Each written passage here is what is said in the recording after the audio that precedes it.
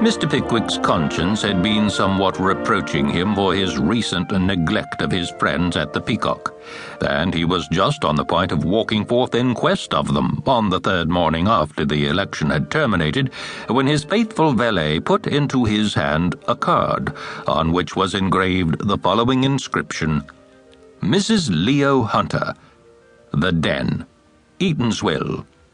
"Person's a-waitin'," said Sam, epigrammatically. "Does the person want me, Sam?" inquired Mr. Pickwick. "He wants you particular, and no one else'll do, as the devil's private secretary said when he fetched away Dr. Faustus," replied Mr. Weller. "He? Is it a gentleman?" said Mr. Pickwick. "A wery good imitation of one, if it ain't," replied Mr. Weller. "But this is a lady's card," said Mr. Pickwick. "Given me by a gentleman, howsoever," replied Sam, "and he's a-waiting in the drawing-room. He said he'd rather wait all day than not see you." Mr. Pickwick, on hearing this determination, descended to the drawing-room, where sat a grave man, who started up on his entrance, and said, with an air of profound respect, "Mr. Pickwick, I presume?" "The same." "Allow me, sir, the honour of grasping your hand. Permit me, sir, to shake it," said the grave man.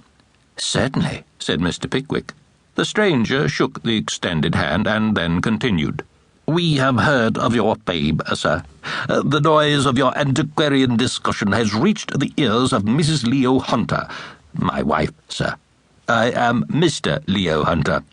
The stranger paused as if he expected that Mr. Pickwick would be overcome by the disclosure, but seeing that he remained perfectly calm,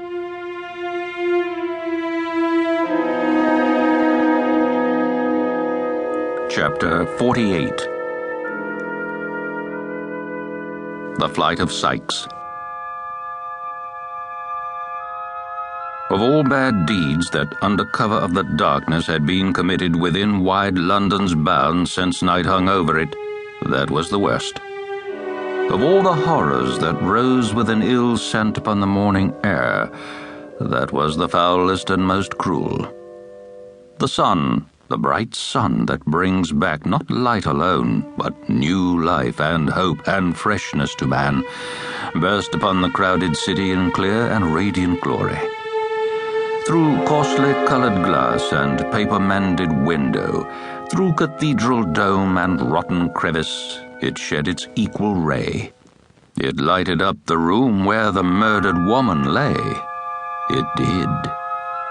He tried to shut it out, but it would stream in. If the sight had been a ghastly one in the dull morning, what was it now in all that brilliant light? He had not moved. He had been afraid to stir.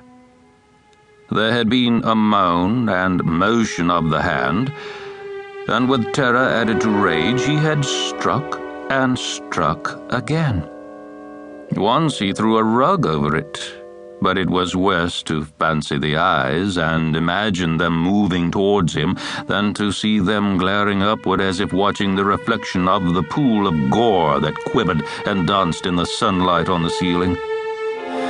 He had plucked it off again, and there was the body. Mere flesh and blood, no more, but such flesh and so much blood. He struck a light, kindled a fire, and thrust the club into it. There was hair upon the end, which blazed and struck into a light cinder, and caught by the air, whirled up the chimney. Even that frightened him, sturdy as he was. But he held the weapon till it broke, and then piled it on the coals to burn away and smoulder into ashes. He washed himself and rubbed his clothes. There were spots that would not be removed, but he cut the pieces out and burnt them. How those stains were dispersed about the room. The very feet of the dog were bloody. All this time he had never once turned his back upon the corpse. No, not for a moment.